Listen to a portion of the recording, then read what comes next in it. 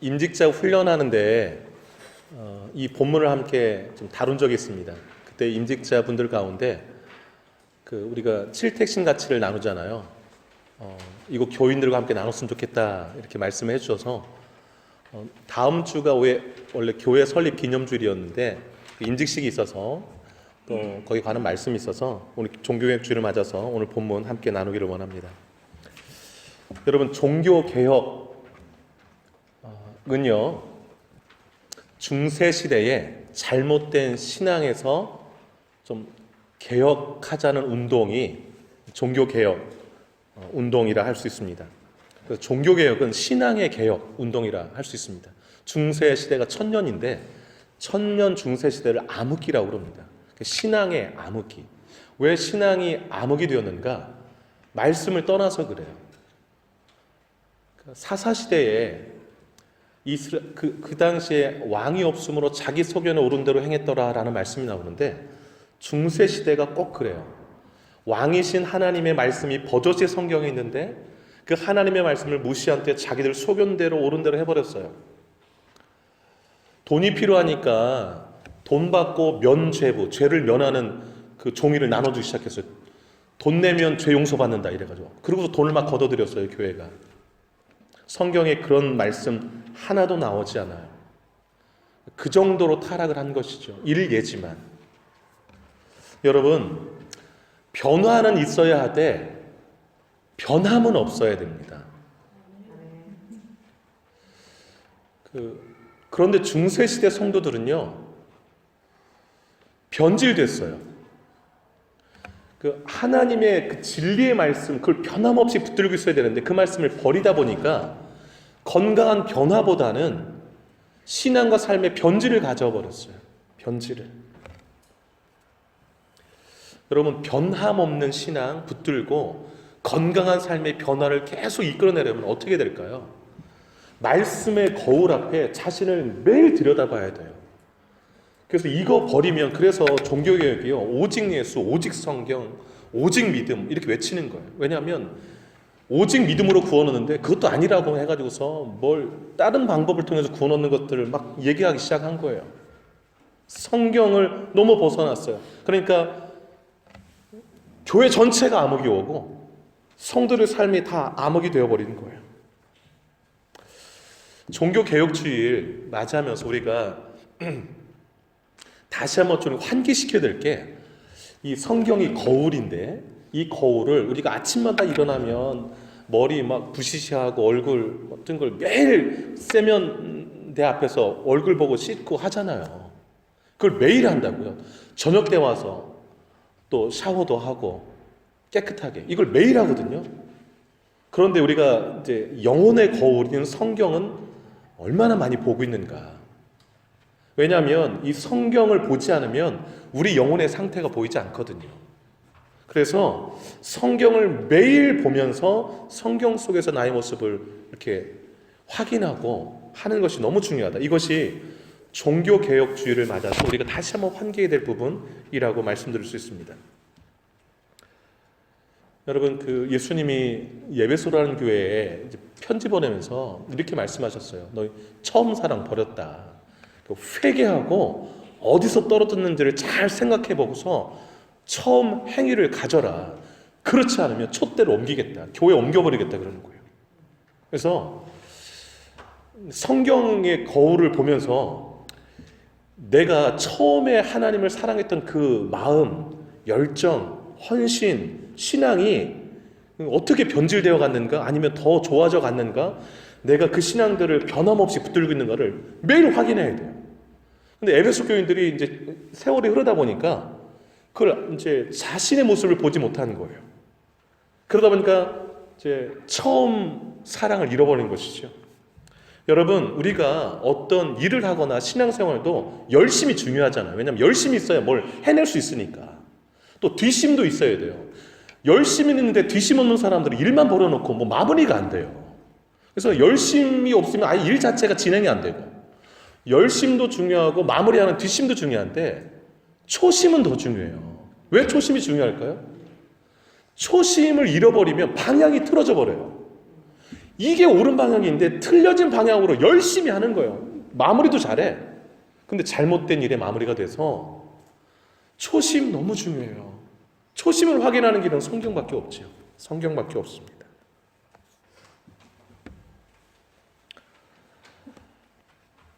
적지 않은 분들이요, 교회 쇼핑을 다녀요. 쇼핑할 게 없어서 교회를 쇼핑해요. 내게 맞는 교회 찾으러 다니죠. 마음에 들면 등록을 합니다. 근데 이제 등록해서 다니다 보면 또 마음에 안 드는 게 나타나요. 그러면 또 이제 우리가 이제 물건 사서 마음에 안 들면 또 이제 뭐 버리고 새 거 사잖아요. 그게 똑같은 방식으로 작용을 하는 것이죠. 오클랜드, 뉴질랜드 100개 이상의 교회가 있어요. 어떤 교회가 좋은 교회일까요? 대답해 보세요. 어떤 교회가 좋은 교회일까요? 짜고 하는 것 같잖아요. 감사해요. 나는 푸시하지 않는 교회가 좋더라, 뭐 이런 분들이 계세요. 왜 이렇게 교회 가면 푸시를 하는지 모르겠다. 어디로 나가라는 말이냐. 날 좀 가만히 냅둬라. 그래서 가만히 냅두는 교회가 나는 좋은 교회 같다. 이렇게 생각하시는 분들이 계세요. 그래서 어느 교회가 가만히 냅두나 이러고서 이제 찾는 교인들도 계시고요. 나는 교회에서 헌금 얘기하는 교회가 제일 싫더라. 그래서 어느 교회가 헌금 얘기를 안 하나. 그래서 헌금 얘기 안 하는 교회. 여러분 이런 광고 난 거 보신 적 있어요? 제가 놀랐는데 뉴질랜드의 크리스천 라이프인가 거기서 한번 나왔던 것 같아요. 우리 교회는 헌금을 강요하지 않습니다.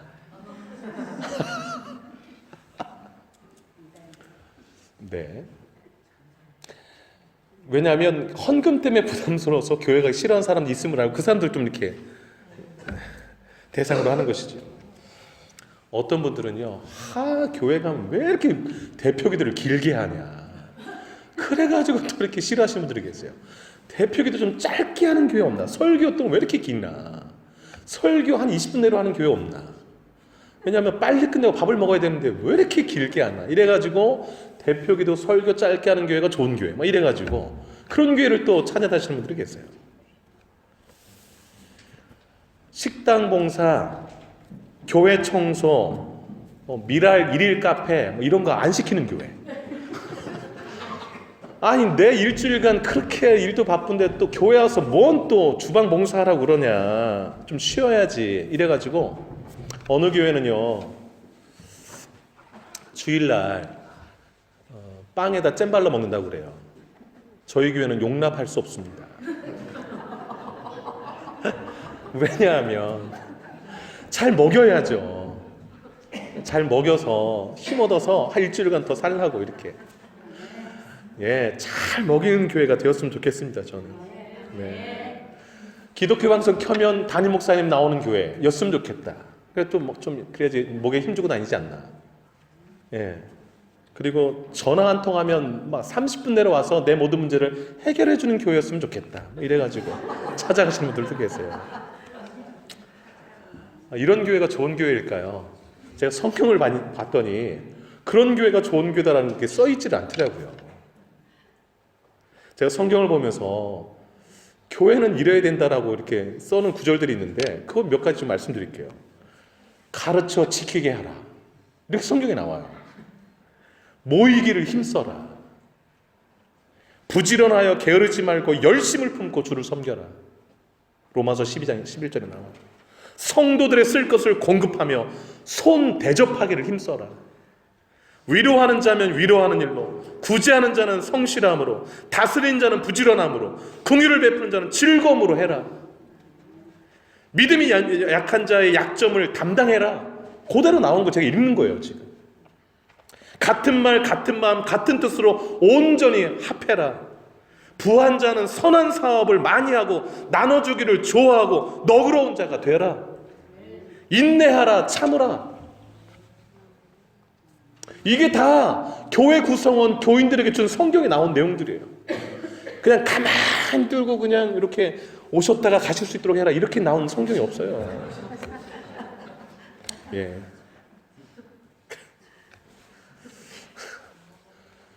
좋은 교회는요 없어요. 좋은 교회를 만들어 갈 뿐이지. 그래서 내가 좋은 교회를 찾아다닐 게 아니라 좋은 교회를 만들어 가야 되는 거예요. 만들어 가려면 앞에서 했던 거 말고 뒤에서 했던 거, 그것들을 힘 쓰시면 우리 교회가 좋은 교회 되는 거죠. 우리 교회가 좋은 교회 되는 거예요. 오늘 그 사도행전 2장 말씀을 읽었잖아요. 37절부터 47절까지. 이 말씀을 기준으로 우리 교회 주보에 7대 핵심가치, 뉴송, 거기 변화, 전도, 예배, 찬양, 헌신교제, 성장을 뽑은 거예요. 그래서 그것을 좀 함께 다시 한번 확인하기를 원해요. 우리 교회가 핵심 가치로 붙들고 있는 이 7가지가 성경에 나오는 내용인가, 성경이 말하는 교회의 건강한 가치인가 확인할 수 있기를 바랍니다. 첫 번째가 변화입니다. 변화. 여러분, 교회는요, 변화된 사람들로 가득 넘쳐야 돼요. 변화된 사람들. 그게 건강한 교회예요. 여러분, 37절을 잠깐 보실까요? 37절. 그들이 이 말을 듣고, 베드로의 설교예요. 설교를 듣고 마음에 찔려 그랬어요. 여러분, 설교를 듣고 마음에 찔림이 있는 교회가 좋은 교회예요. 찔림이 없으면 변화도 없는 거예요. 마음에 찔림이 있어야 어이쿠 내가 뭐 좀 잘못했구나, 이래야 좀 더 좋은 방향으로 갈 거 아니겠어요. 찔림이 없으면 그 마음 그대로 가지고 가는 거예요. 그래서 건강한 변화가 없는 거예요. 여러분, 사람의 마음은 변화가 없으면 매너리즘에 빠져가지고 변질되기 쉬워요. 그냥 계속 떨어지는 거죠, 이렇게. 그래서 매주일, 아니면 제가 아침에 보내드리는 말씀을 통해서, 여러분이 스스로는 큐티를 통해서 찔림을 계속 받아야 좋은 거예요. 찔림 받을 때, 목사님 오늘 또 왜 날 찌르는 소리를 하셔? 이러면 안 돼요. 나를 또 하나님이 목사님을 통해서 또 나의 마음을 변화시켜 더 좋게 만들려는 말씀을 주시는구나, 아멘 이러셔야지 막 째려보고 이러시면 안 돼요. 지금 찔림이 올 때 아멘 하시는 게 좋습니다. 그 37절 이어지는 말씀 보세요. 베드로와 다른 사도들에게 물어 이르되 형제들아 우리가 어찌할꼬. 여기 밑줄 그으세요. 찔림이 왔을 때 어찌하면 좋습니까? 이런 반응이 있어야 돼요. 여러분, 7장 잠깐 가보시겠어요? 7장 54절 한번 보시겠어요? 54절 한번 읽을게요. 시작. 7장 54절 시작. 그들이 이 말을 듣고 마음에 찔려 그를 향하여, 여기 이 말은 스데반의 설교를 듣고 찔림을 받았어요. 그런데 이 스데반 설교 듣고 찔림 받은 사람들은 스데반을 향하여 막 이를 퍽퍽 갈았어요. 그러니까 찔림 받아서 우리 어찌하면 좋냐 이렇게 하는 사람이 있는가 하면, 찔림 받고서 막 이를 가는 사람이 있어요. 내가 뭐 나오나 봐라 다음 주부터 막 이러고, 왜 나를 막 가슴을 후벼 파는 말씀을 하시나. 여러분, 찔림은 축복인 줄로 믿으시기 바랍니다. 찔림은요, 하나님 너무너무 사랑하시는 증거예요. 그래서 찔림이 올 때 항상 2가지가 있어요. 여러분, 복의 길을 가시기 바라요. 제가 지난주에 축복의 길과 저주의 길 그 사이에서 선포하고 나아가라. 일로 가면 내 삶은 복이고 일로 가면 저주다. 선포해놓고 저주의 길을 가지 않기를 바란다라는 제가 큐티를 좀 말씀드렸는데, 여러분, 이 2가지 말씀 듣고도 찔림을 받는데 어찌하면 좋냐 이런 사람이 있는가 하면 막 이를 가는 사람이 있어요. 일로 가면 안 되잖아. 일로 가면 멸망의 길이거든요. 그래서 찔림을 받아야 되는데, 교회에서 지금 베드로 설교 듣고 오늘 본문이요 2장으로 다시 오셔서 뭐 때문에 찔림 받았는가, 이 사람들이. 그 바로 위에 절을 한번 보시겠어요? 36절 베드로 설교의 마지막 결론 부분이에요. 자, 36절 한번 읽을게요. 시작. 그런즉 이스라엘 온 집은 확실히 알지니 너희가 십자가에 못 박은 이 예수를 하나님이 주와 그리스도가 되게 하셨느니라 하니라. 아멘. 교회에서 가장 찔림 받아야 될 게 뭐냐면, 복음 듣고 찔림 받으셔야 돼요. 당신이 예수님을 십자가에 못 박았습니다, 이 소리를 듣고 찔림 받아야 되는 거예요. 근데 그걸 듣고 찔림 받은 거예요. 아니, 얼마 전에 죽은 그 예수, 십자가에 못 박힌 그 예수를 내가 못 박은 거라고? 뭐 이래가지고 그분이 당신의 구주고 왕이고 구원자였다라고 지금 베드로가 얘기하는 거예요. 그 얘기를 듣고서 너무 당황스러운 거예요.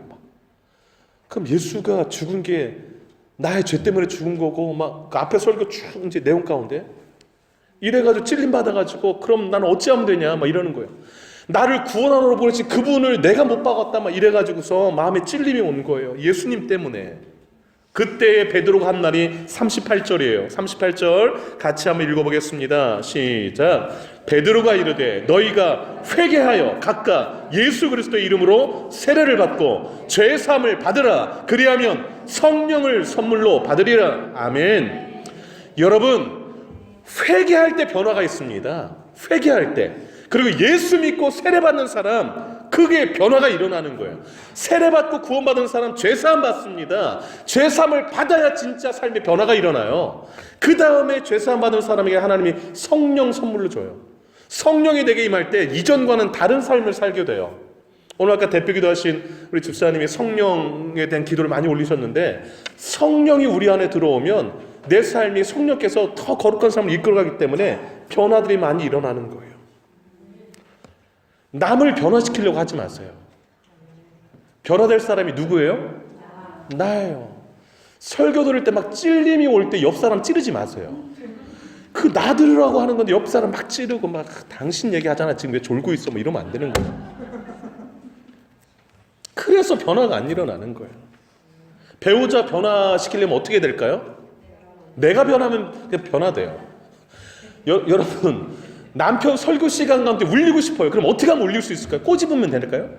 아니, 내가 울면 돼요. 설교 듣다. 그러면 옆에 남편이 막 찔리면 왜 울지? 내가 잘못했나? 막 이래가지고 그냥 우는 거예요. 은혜 받아서 우는데 내가 지난주 너무 심하게 했나? 막 이래가지고 또 회개하는 거예요, 남편이. 여러분, 이렇게 막 회개해. 당신은 이게 문제. 이래가지고 변화 안 됩니다, 여러분. 그냥 내가 울면 돼요. 울면 사람이 상대방이 우는데 그 우는 사람을 향하여서 막 이렇게 못해요. 그냥 나를 돌아보게 되거든요. 그래서 정말 주변 사람들이 변화를 원한다면 내가 변하면 돼요. 내가 하나님 말씀이고 내가 변하고 내가 보면 저 사람이 당연히 그냥 보게 돼요. 나를 통해서 저렇게 해야 되는 거구나라고. 이게 막 바뀌어가니까 문제인 거예요. 나는 안 변하고 막 변하고 시키면 어떻게 합니까? 너나 변화서 이러잖아요. 그래서 이런 얘기가 나오는 이유가 다 그래요. 저는 우리 교회에 찌르는 사람보다 찔림받는 사람이 많기를 소망합니다. 네. 그게 변화의 길이라는 거 기억했으면 좋겠어요. 두 번째, 전도예요. 전도. 자, 39절 한번 보실까요? 39절 같이 한번 읽어볼게요. 시작. 이 약속은 너희와 너희 자녀와 모든 먼데 사람 곧 주 우리 하나님이 얼마든지 부르시는 자들에게 하신 것이라 하고, 이 약속 동그라미 넣었어요. 이 약속이 뭐냐면 그 바로 위에 38절이에요.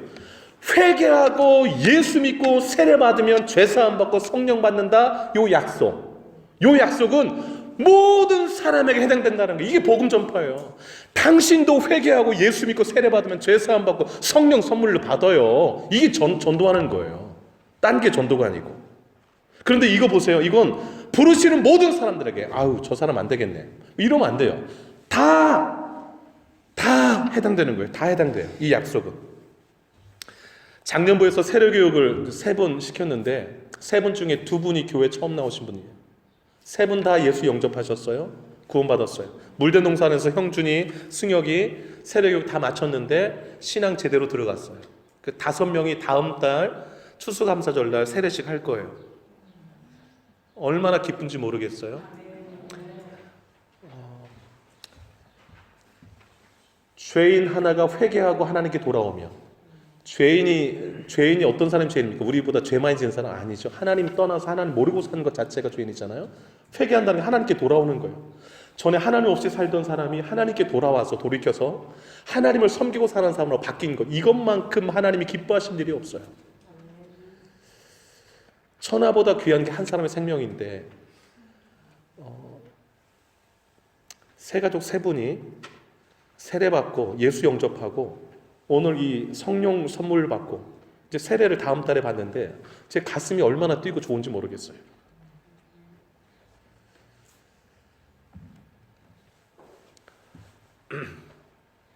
여러분 40절 한번 보시기 바라요. 40절 같이 한번 읽어보겠습니다. 시작.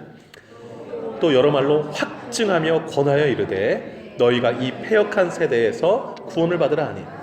확증, 권하여 체크해 놓으세요. 이게 전도하는 거예요. 전도는 확증, 확실한 증거로 이렇게 막, 그 증거가 누구예요? 나죠, 나. 변화된 나. 예수 믿고 성령 받은 나. 구원받은 나가 확실한 증거예요. 나처럼 돼요 예수 믿으면 이렇게 하는 거예요. 뭐 완벽한 사람 됐다고 이렇게 하는 게 아니라 나도 전에는 죄인이었는데 회개하고 예수 믿고 구원받고 죄사함 받았어요. 이걸 얘기하는 거예요. 여러분 보세요. 40절에 권한다는 거잖아요. 당신도 예수 믿어보세요. 이게 전도예요. 그런데 여러분 전도는요, 내가 구원받고 변화된 사람이 전도할 수 있지 나도 안 변했는데 어떻게 예수를 자랑해요. 그러니까 앞뒤가 안 되는 거예요. 그래서 변화가 먼저인 거예요. 변화가 일어나고 예수 만나고 어찌하면 좋냐, 내가 예수 못 받은 거구나 이래가지고 회개해서 세례받고 죄사함 받고 성령 받다, 성령 받으면 변화가 일어나잖아요. 그 다음에 전도가 일어나는 거예요. 전도가 너무 좋으니까 나 혼자 구원받으면 안 되지. 이래서 전도가 일어나는 거예요. 전도가. 그래서 전도는 자연스러운 것이다. 근데 여러분 40절에 뭐래요? 패역한 세대에서 구원받아라. 당신 구원받아야 돼요. 당신도 구원받아야 돼요. 이렇게 권하는 거예요. 교회 나갑시다. 예수 믿읍시다. 이렇게. 여러분 전도 어려운 거 아니에요. 그 요한복음 1장에 보면 빌립이라는 사람이 나다나엘을 전도하는데 되게 친한 친구예요. 뭐라고 하냐면 와봐 이랬어요. 그냥. 그게 전도였어요. 성경에 나와요. 와봐 이랬어요. 예수님께 데려왔어요. 뭐 예수님 앞에 오니까 예수님 보고서 완전히 변화됐죠.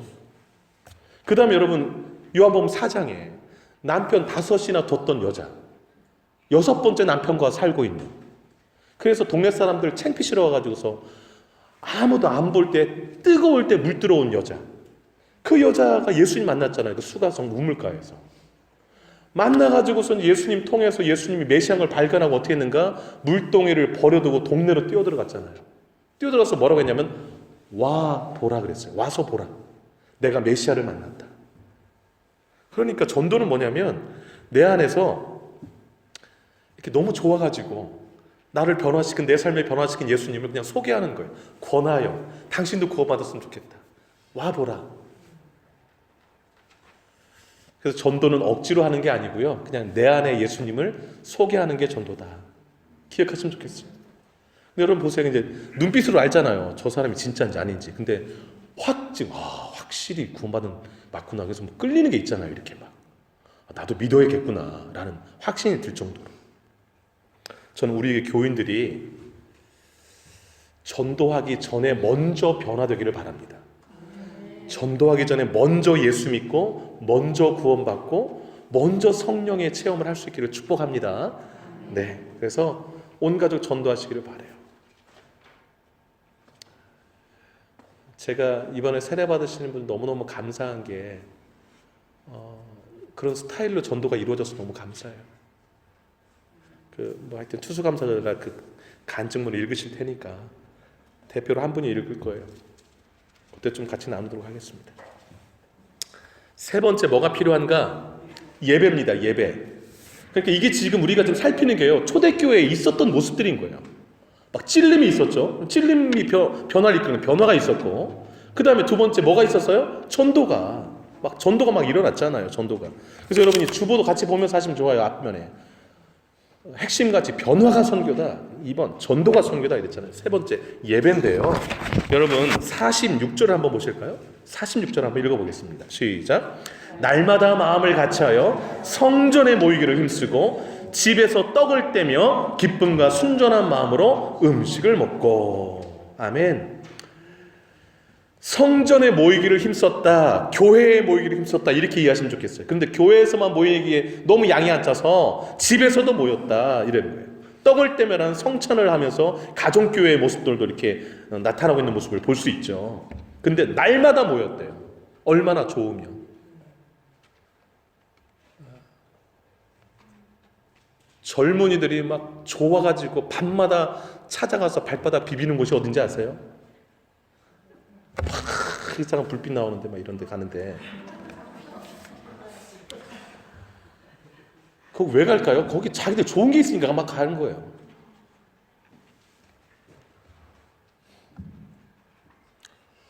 교인은 교회 막 오고 싶은 마음이 있어야 그게 좋은 교회입니다.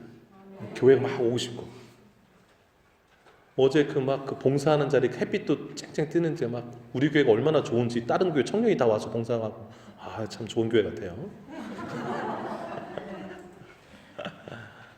그 친구가 이 목에 담 걸렸었는데 담 걸린 채로 와가지고 막 계속 얼음 막 하고 2시간 동안 애만 있었는데 참 귀하고 감사해요. 왜 왔겠어요? 그 가치가 귀하니까. 섬기는 것 자체가 귀하니까. 네. 여러분 예배가 영어로 워십이잖아요. 워십인데 이 워십이 가치를 뜻하는 worth라는 단어랑 그 신분의 의미를 지닌 ship이 합쳐진 거예요. 그래서 가치 있는 분이라는 의미가 있어요. 그래서 예배는 나의 최고의 가치를 받으실 만한 분께 영광 올려드리는 게 예배인 거예요. 근데 예배 때 나의 예배가 하나님 앞에 그냥 와서 대충 드리면 하나님이 마음이 많이 상하시는 거죠. 나를 그 정도로밖에 여기지 않느냐? 예배는 정말 하나님이 저에게 있어서 가장 최고의 가치가 있는 분입니다 라고 높여드리는 게 예배거든요. 그런데 예배 시간 그래서 막 찬양할 때도 그냥 손이 올라가는 거예요. 너무 좋아가지고. 그리고 내 마음을 다 드리는 거예요. 특송할 때도 내 마음을 다 드려서 그 기현이라는 청년이 바이올린을 하지만 나도 마음을 같이 실어서 그냥 함께 올리는 거죠, 하나님께. 가사 있는데 막 감동받아가 죽을 뻔했어요. 네.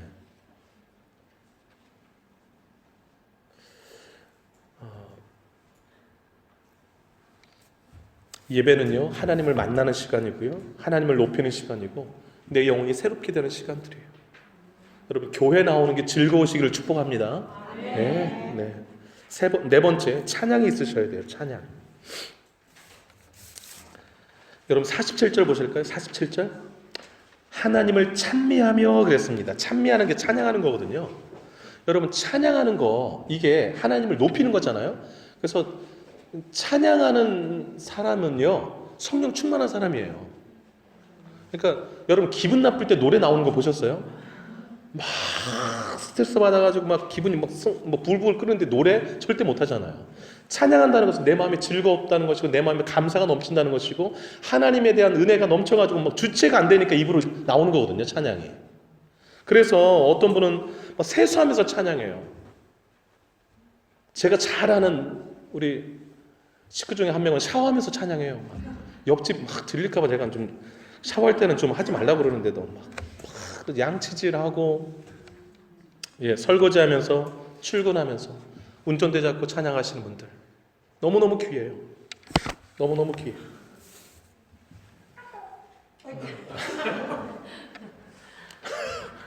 예배 시간은 꺼주셔도 좋습니다. 이런 유명한 말이 있는 거 아세요? 그 땅에서 울리면 하늘에서 안 울린다, 이런 말이 있더라고요. 그래서 하늘이 울려야 되니까 꺼주시면 좋습니다. 입술에 찬양이 끊어졌다, 병든 신호예요. 이렇게 생각해. 내가 요즘 찬양을 일주일간 안 불렀네, 병든 거예요. 진짜로 그래요. 근데 여러분, 찬양을 하잖아요. 그럼 하나님이 보답을 줘요. 그게 뭔지 아세요? 칭송이에요. 이게 참 재밌는 게 찬송을 올리면 하나님이 칭송받게 해요. 여러분 47절 한번 보세요. 하나님을 찬미하며 또 온 백성에게 칭송을 동나면서요. 여러분 보세요. 내가 출근하는데 웃으면서 노래하면서 출근해요. 그 사람 일터에서 얼마나 쟤는 뭐가 저렇게 기분 좋아? 그래서 다른 사람 다 기분 좋게 만드는 거예요. 그러니 칭찬받지요. 일하면서 스트레스 막 내천자 그리면서 일하는 사람과 막 노래하면서 일하는 사람, 주인이 누가 좋아하겠어요? 다 칭찬받게 되어 있어요. 이 찬송이 너무너무 놀라운 일인데, 그래서 여러분 그 습관적으로 폰이 있으니까 거기다가 그 CCM 좋은 거 많이 받으셔가지고 유튜브 여러분 1시간 찬양 듣기 막 있어요. 그러면 틀어놓고 집에서 그냥 찬양이 계속 울려 퍼지게 하세요. 너무너무 좋아요. 너무너무 좋아요. 너무너무. 그리고 따라 부르시고. 제가 요즘 놀라는 게 우리 피스메이커에서 너무 귀한 찬양들을 많이 가져와서 부르는데, 제가 지난주에 특송했던 마리아 그 제목 몰라가지고 나 그게 뭐예요? 난 이런 교회가 되게 와서 이건 줄 알고 설교 끝나고 이거 부르려고 했는데 지난주에 너무 감동받았어요. 네. 다음에 또 그거 한번 같이 이렇게 나눌 기회가 있도록 하겠습니다. 왜냐하면 찬송은요, 막 주변 사람들을 너무너무 행복하게 만들어요. 너무너무. 네. 여러분 찬송이 끊이지 않는 삶을 사시길 축복합니다. 다섯 번째 헌신이에요. 헌신. 45절 보세요. 45절. 같이 읽을게요. 시작. 또 재산과 소유를 팔아 각 사람의 필요를 따라 나눠주며 그랬습니다. 나눠주는 게 헌신이에요. 헌신. 초대교회는요, 막 움켜쥐는 사람보다 나눠주는 사람이 많았어요. 저는 우리 교회에 나눠주는 사람이 많은 걸 보고 너무너무 좋아요. 꿈땅에서 음식 나눠주고, 그리고 또 어떤 분 매운 거 못 드신다고 또 딴 것도 가져오시고, 그 지난주에는 솜사탕 막 해주고, 하여튼 우리 교회는 너무너무 감사해요. 이렇게 나누는 게 많아가지고. 어디 하다가 또 여기까지 이렇게. 근데 여러분, 왜 나눠야 될까요, 여러분? 여러분, 그 한 곳 찾아보기 원하는데요. 4장, 지금 2장이잖아요. 4장 32절 한번 보세요. 4장 32절. 자, 32절 한번 읽을게요. 4장 32절. 시작. 믿는 무리가 한 마음과 한 뜻이 되어 모든 물건을 서로 통용하고 자기 재물을 조금이라도 자기 것이라 하는 이가 하나도 없더라. 예. 내 거 아니니까 나누는 거예요. 이 타락한 본성은 내 거는 나누기가 싫거든. 근데 이거 하나님이 주신 거 뭐 하나님 필요한 곳에 흘려보내야 돼. 이런 마음이 있어서 내 거야라고 하는 사람들은 여러분 꿈땅 가면 정확하게 나타나요. 막 장난감 내 거야 안 나눠주거든. 팍 이래요. 근데 이제 내 거 아니라 생각하면 이제 막 다 나눠 너도 가져 막 이러는 거예요. 그런데 초대교회에 성령이 임하고 나니까 내 돈이 내 돈 같지 않은 거죠. 나누는 거예요. 필요한 사람에게 흘려보내는 게 맞다 싶은 거예요. 여러분, 나는 필요 없는데 저 사람에게는 절대로 필요한 거예요. 저 사람에게 절대로 필요한 걸 내가 필요도 없는 걸 붙들고 있다. 이거같이 욕심꾸러기가 어디 있어요. 내게 필요 없으면 저 사람에게 전체 필요하면 그냥 흘려보내야죠. 저 사람에게 필요한 게 여러 가지일 수 있어요. 보이면 나눠주면 되는 거예요. 그 사람이 필요하다는 거 하나님 보여주신 거니까. 그래서 주변 막 둘러보면서 저 사람이 이게 필요하네 그럼 막 갖다 주세요. 나눠주세요. 그게 좋은 거예요. 그게 좋은 거예요. 여러분 태어날 때 빈손으로 왔잖아요. 갈 때도 빈손으로 가요. 갈 때도 아무것도 못 가지고 가요. 그게 보여주는 게 뭡니까? 내 거 아무것도 아니라는 거죠. 잠깐 맡았다가 이렇게 놓고 가는 거구나. 이거 깨닫게 해주시는 거예요. 하나님께서. 여러분 흘려보내지 않으면 고인물이 되고 고인물은 썩게 되고 썩으면 냄새나요. 이게 똑같아요. 우리 삶이. 그냥 품 안고 있으면 여러분 음식도 안 나누면 냉장고에 썩어서 버리잖아요. 그거 정말 못할 짓이라고 보여줍니다. 나 흘려보내야 돼. 그러면 늘 새 거가 와요. 흘려보내면. 지난번에 말씀드렸던 파이프 인생 정말 복 있는 인생을 생각해요. 밑에를 막으면 흘려보내는 막으면 하나님의 복을 주시고 그래서 꽉 차서 안 주시는 거예요. 근데 흘려보내면 쑥 빠졌으니까 하나님 또 새 거 주네. 새 거 주고 계속 그럼 얼마나 좋아요. 늘 새 축복이 흘러가니까. 여러분 계속 흘려보내는 삶의 사실을 축복합니다. 네, 여섯 번째 교제예요. 교제. 자, 42절 한번 보실까요? 자, 42절 같이 읽어볼게요. 2장 42절 시작. 그들이 사도의 가르침을 받아 서로 교제하며 떡을 떼며 오로지 기도하기를 힘쓰니라. 아멘. 이 떡을 떼며가 성찬식을 말해요. 기도하기를 힘쓰니라 그래요. 근데 그들이 서로 그러니까 모이면 기도하고 모이면 서로 예배하고 성찬식의 개념 자체가 예수님의 십자가의 죽으심을 기념하는 거잖아요. 그래서 예수님 얘기 나누고 은혜 받은 얘기 나누고 이게 성도의 교제거든요. 여러분 술 친구 만나면 뭐 마시면서 교제할까요? 네, 뭐 너도 한 잔, 나도 한 잔, 이러면서 술 교제하는 것이죠. 노는 친구 만나면 늦바람 납니다. 그래서 노는 친구 이렇게 너무 이제 예수 앞으로 확 인도하지 않을 거면 좀 이렇게 조심하세요. 왜냐면 내가 끌지 못하면 내가 끌려가게 돼 있으니까. 내가 중심도 안 잡혔는데 막 이 사람 저 사람 만나가지고 이리 끌려다니고 저리 끌려다니고 하는 건 아무것도 없고 그러면 안 돼요. 여러분 성도가 모였는데 술판 벌리면 안 돼요. 성도가 모였는데 모 교회에서 지난번에 말씀드렸던 것 같아요. 구역 예배 마치고 2차로 화투를 했대요. 이 있을 수나 있는 일인가. 그래서 그 목사님 귀에 들어가서 구역 예배를 폐쇄했대요. 세상에서 하는 일을 그대로 교회로 가져와서 그러면 안 되죠, 여러분. 교회에서 모이면 뭐 하라? 이제 기도하는 거예요. 서로 위해서 기도해주고 격려하고 축복하고 그러면 얼마나 좋아요. 네네. 뭐 봉사 나가고 미랄 일일 카페 오고 얼마나 좋아요. 다니엘 기도회 한다니까 또 기도회 모이러 한번 오고 같이 모일 형편 안 되면 집에서 식구끼리 모여서 또 기도하고. 참 교제가 나를 살려요. 그래서 돌이켜보세요. 내가 뭐 다 좋은 게 좋은 거 아니야 이게 아니라 나의 신앙을 굳게 세우는 그런 만남과 교제들을 내가 끌어가고 있는가 이거 생각해 보셔야 돼요.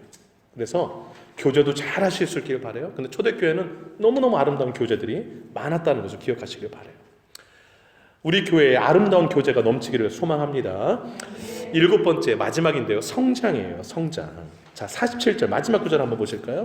마지막 구절 같이 한번 읽겠습니다. 시작. 네, 하나님을 시작. 하나님을 찬미하며 온 백성에게 칭송을 받으니 주께서 구원받는 사람을 날마다 더하게 하시니라. 아멘. 그 구원받는 사람 동그라미 해놓으세요. 이게 진짜 성장이에요.